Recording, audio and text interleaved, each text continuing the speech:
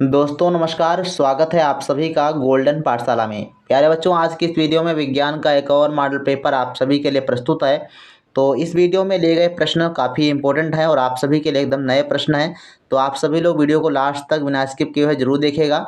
और ये बात मैं हर वीडियो में आप सभी को बताता हूँ कि वीडियो आप सभी लोग पूरा देखा करें, लास्ट तक ज़रूर वीडियो को देखा करें। एक एक क्वेश्चन आपके लिए बहुत ही महत्वपूर्ण है। आप लोग वीडियो को पूरा अच्छे से देखते नहीं हैं क्योंकि इसकी जानकारी हमको मिल जाती है। हमने कल एक कम्युनिटी में क्वेश्चन डाला था कि जापान का मैनचेस्टर किसे कहा जाता है। अब उस क्वेश्चन का आंसर जो है 92% छात्रों ने गलत दिया और केवल 8% छात्रों ने ही उसका सही आंसर दिया है। तो इसका मतलब ये है कि आप लोग वीडियो को पूरा देखते नहीं हैं। देखते हैं तो आप जो है काट काट कर देख लेते हैं, तो इससे आपको पूरी जानकारी नहीं हो पाती।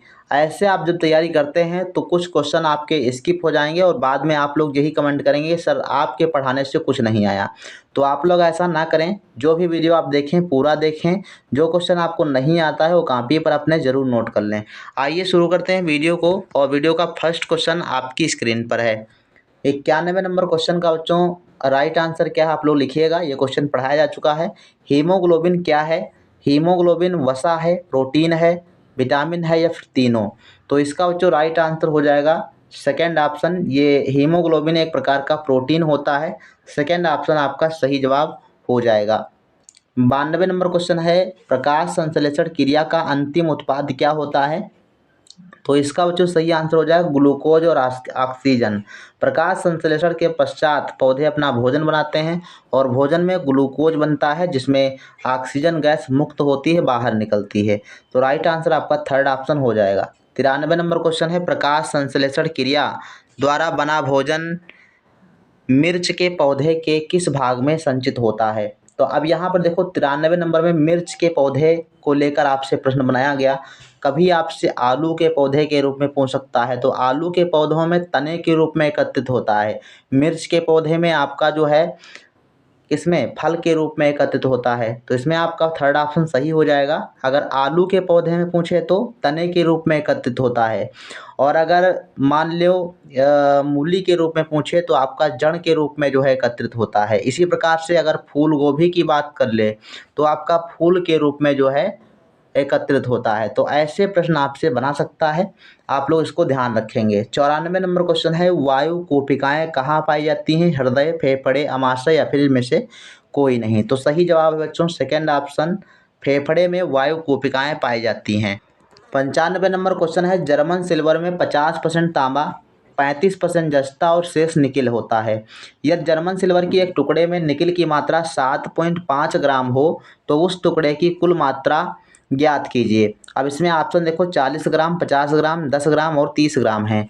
तो इसको कैसे सॉल्व करेंगे? जर्मन सिल्वर का एक टुकड़ा है जिसमें 50% तांबा, 35% जस्ता और शेष निकिल है। तो निकिल की प्रतिशत मात्रा देख लीजिए। यहाँ पर देखो मात्रा ग्राम में दी गई है। जब ऐसा आपको सवाल मिले तो ग्राम में निकिल की मात्रा दी गई है और निकिल का परसेंट आपको निकाल लेना है। तो निकिल का परसेंट कितना हो जाएगा? जर्मन सिल्वर और तांबा में जो है तांबा और जस्ता दोनों मिला के 85% हो जाएगा। 50 और 35, 85% होगा दोनों को मिला के। अगर इसको 100 से घटा दिया जाए, मतलब कोई भी पदार्थ होगा वो 100% होगा, 100 में से 85 घटा दो तो कितना बचेगा? 15। यानी जर्मन सिल्वर में निकिल कितना है? 15% है। और ये 15% कितने के बराबर है? तो 7.5% के बराबर है। अब देखो 15% 7.5 के बराबर है। तो अब हमको ये बता दो 1% कितने बराबर होगा? तो 1% भैया हो जाएगा, 1% हो जाएगा 7.5 और बटे में 15, इतने परसेंट के बराबर हो जाएगा। 1% बराबर 7.5 बटे 15 के बराबर होगा। अब इसको आप काट दीजिए, 15 कम 15, 15 पछे 75, यानी 0.5। 1% किसके बराबर होगा? 0.5 के। तो 1% बराबर कितना हो जाएगा? 0.5 के बराबर हो जाएगा। अब हमको कुल मात्रा ज्ञात करनी है और कुल मात्रा 100% होती है। तो 1% को 100 से गुणा कर देंगे तो 100% बराबर कितना हो जाएगा? 100 इधर गुणा करेंगे तो 100 से इधर गुणा करना पड़ेगा। तो 0.5 और गुणे 100 कर देंगे तो कितना हो जाएगा? ये हो जाएगा यहाँ पे एक अंक पर दशमलव है, 100 से गुणा कर देंगे तो 100 पंचे 500 हो जाएगा और दशमलव आपका एक अंक पर लग जाएगा तो 50 ग्राम आपका सही आंसर आ जाएगा। तो सेकेंड ऑप्शन आपका बिल्कुल इसमें सही जवाब है 50 ग्राम।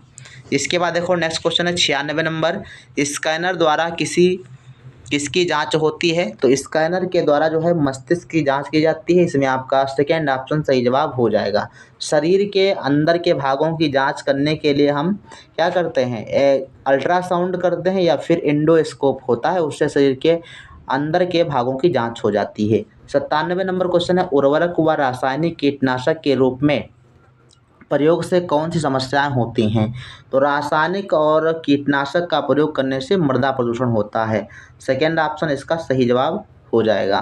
नेक्स्ट क्वेश्चन की बात करते हैं 98 नंबर, रुधिर प्लाज्मा की प्रकृति कैसी होती है? अम्लीय, क्षारीय, उदासीन या कोई नहीं? तो इसमें सही आंसर सेकेंड ऑप्शन हो जाएगा, क्षारीय होता है रुधिर प्लाज्मा।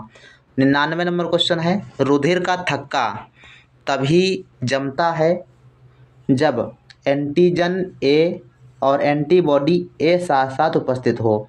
सेकेंड ऑप्शन देखो, एंटीजन ए और एंटीबॉडी बी एक साथ उपस्थित हो। तो ये तो होता ही है तो क्यों जमेगा? तो इसमें आपका फर्स्ट ऑप्शन सही हो जाएगा, जब एंटीजन ए और एंटीबॉडी ए साथ में अगर उपस्थित होगा तो आपका रुधिर का थक्का जम जाएगा। फर्स्ट ऑप्शन सही जवाब हो जाएगा। 100 नंबर क्वेश्चन है, निम्नलिखित में से मनुष्य में कौन सा उत्सर्जी अंग नहीं है?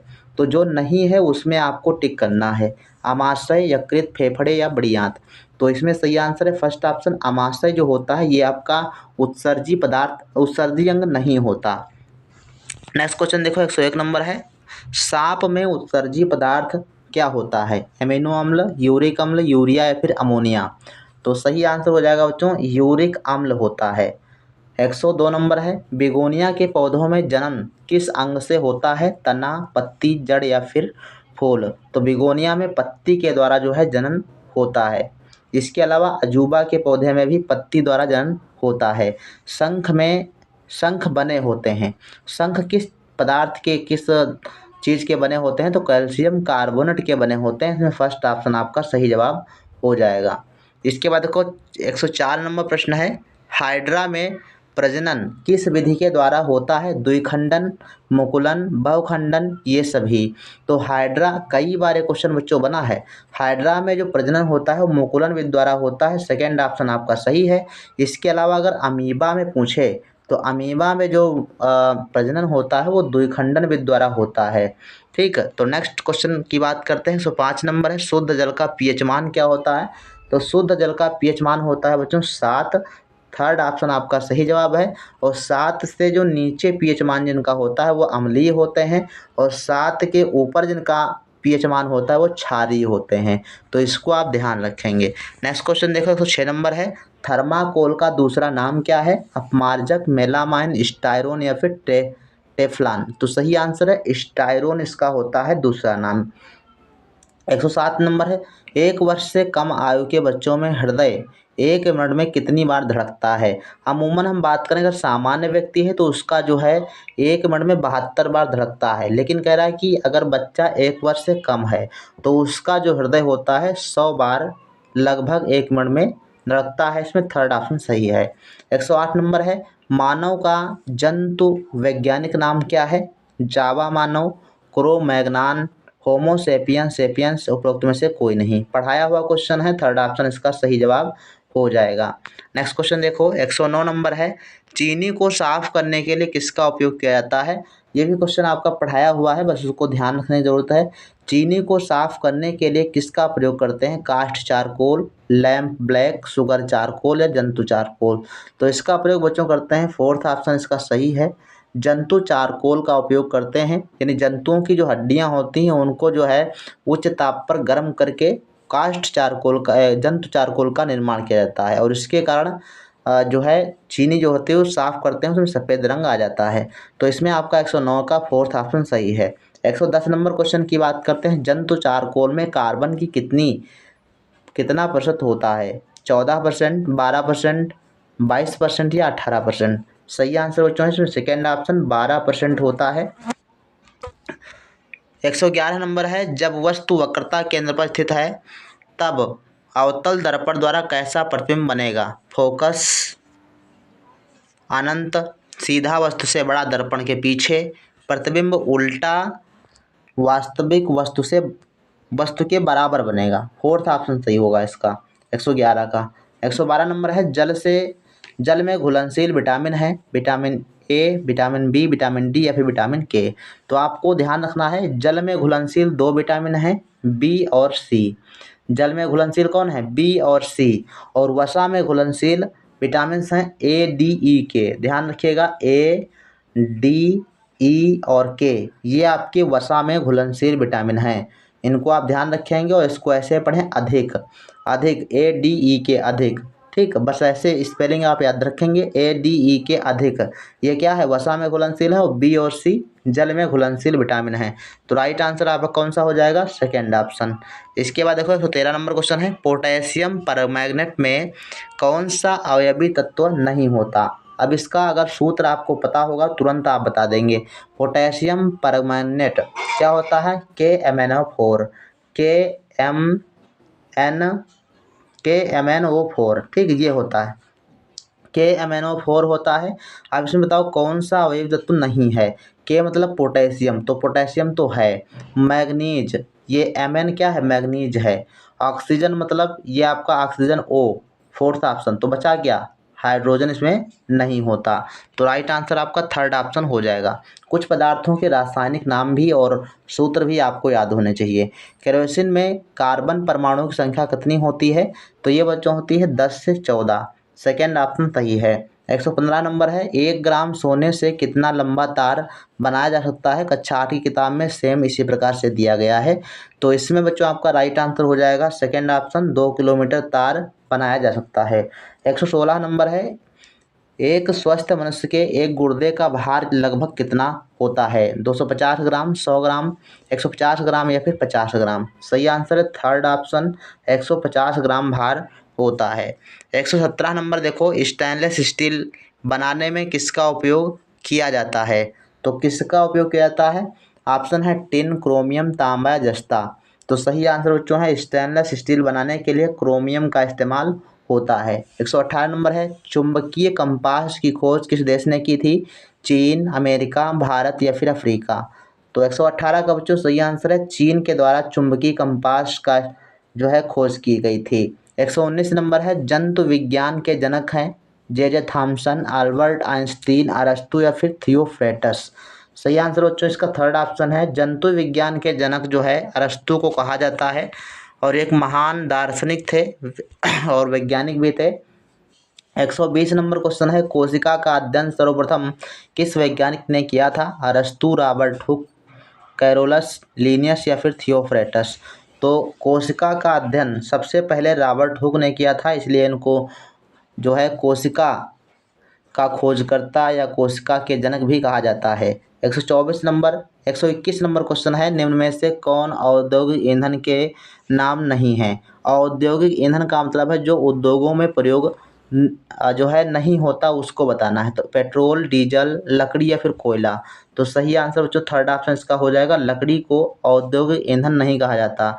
ये घरेलू खाना बनाने और आम छोटे मोटे काम के लिए प्रयोग किए जाते हैं। 122 नंबर है, 1 बाइट बराबर होता है 8 बिट, 1 मेगाबाइट, 4 बिट या 1 बिट? सही आंसर है 1 बाइट जो होता है वो 8 बिट के बराबर होता है, ध्यान रखेंगे।